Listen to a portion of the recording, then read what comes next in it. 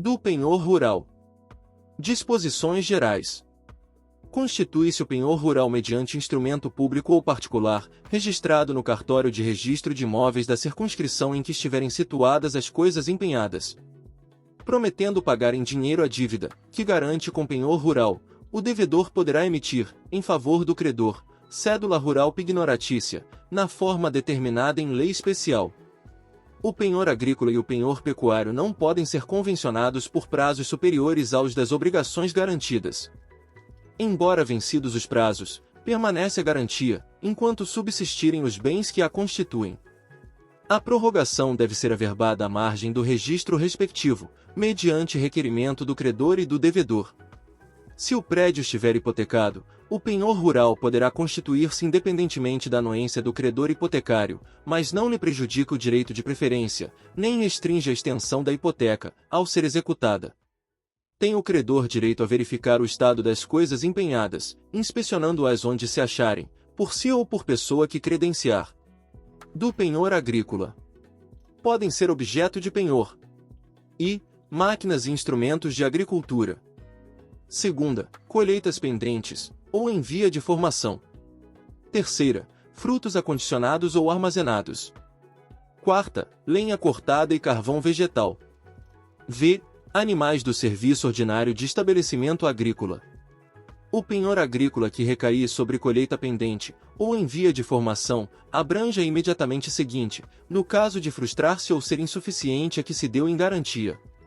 Se o credor não financiar a nova safra, poderá o devedor constituir com outrem novo penhor, em quantia máxima equivalente à do primeiro. O segundo penhor terá preferência sobre o primeiro, abrangendo este apenas o excesso apurado na colheita seguinte. Do penhor pecuário. Podem ser objeto de penhor os animais que integram a atividade pastoril, agrícola ou de laticínios. O devedor não poderá alienar os animais empenhados sem prévio consentimento, por escrito, do credor. Quando o devedor pretende alienar o gado empenhado ou, por negligência, ameace prejudicar o credor, poderá este requerer se depositem os animais sob a guarda de terceiro, ou exigir que se lhe pague a dívida de imediato. Os animais da mesma espécie, comprados para substituir os mortos, ficam subrogados no penhor. Presume-se a substituição prevista neste artigo, mas não terá eficácia contra terceiros, se não constar de menção adicional ao respectivo contrato, a qual deverá ser averbada. Do penhor industrial e mercantil. Podem ser objeto de penhor máquinas, aparelhos, materiais, instrumentos, instalados em funcionamento, com os acessórios ou sem eles, animais, utilizados na indústria, sal e bens destinados à exploração das salinas, produtos de suinocultura, animais destinados à industrialização de carnes e derivados, matérias-primas e produtos industrializados. Regula-se pelas disposições relativas aos armazéns gerais o penhor das mercadorias neles depositadas. Constitui-se o penhor industrial, ou mercantil, mediante instrumento público ou particular, registrado no cartório de registro de imóveis da circunscrição onde estiverem situadas as coisas empenhadas. Prometendo pagar em dinheiro a dívida, que garante com penhor industrial ou mercantil, o devedor poderá emitir, em favor do credor, cédula do respectivo crédito, na forma e para os fins que a lei especial determinar. O devedor não pode, sem o consentimento por escrito do credor, alterar as coisas empenhadas ou mudar-lhes a situação, nem delas dispor. O devedor que, anuindo o credor, alienar as coisas empenhadas, deverá repor outros bens da mesma natureza, que ficarão subrogados no penhor. Tem o credor direito a verificar o estado das coisas empenhadas, inspecionando-as onde se acharem, por si ou por pessoa que credenciar. Do penhor de direitos e títulos de crédito. Podem ser objeto de penhor direitos, suscetíveis de cessão, sobre coisas móveis. Constitui-se o penhor de direito mediante instrumento público ou particular, registrado no registro de títulos e documentos. O titular de direito empenhado deverá entregar ao credor pignoratício os documentos comprobatórios desse direito, salvo se tiver interesse legítimo em conservá-los.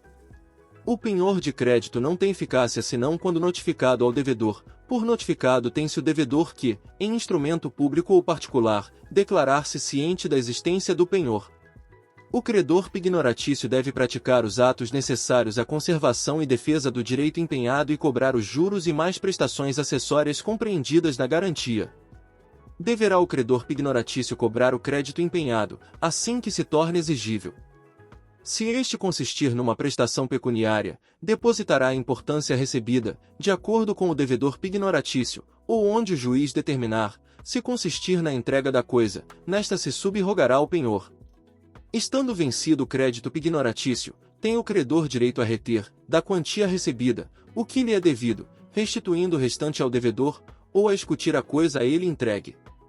Se o mesmo crédito for objeto de vários penhores, só ao credor pignoratício, cujo direito prefira aos demais, o devedor deve pagar, responde por perdas e danos aos demais credores o credor preferente que, notificado por qualquer um deles, não promover oportunamente a cobrança. O titular do crédito empenhado só pode receber o pagamento com anuência, por escrito, do credor pignoratício, caso em que o penhor se extinguirá.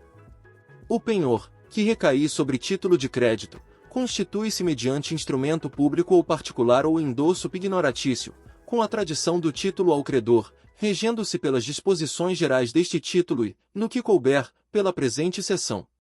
Ao credor, em penhor de título de crédito, compete o direito de conservar a posse do título e recuperá-la de quem quer que o detenha.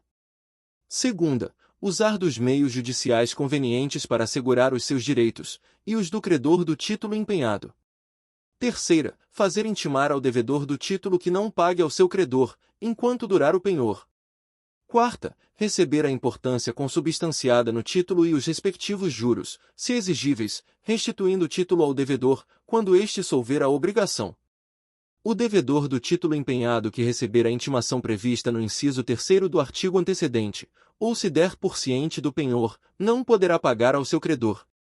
Se o fizer, responderá solidariamente por este, por perdas e danos, perante o credor pignoratício. Se o credor der quitação ao devedor do título empenhado, deverá saldar imediatamente a dívida, em cuja garantia se constituiu o penhor.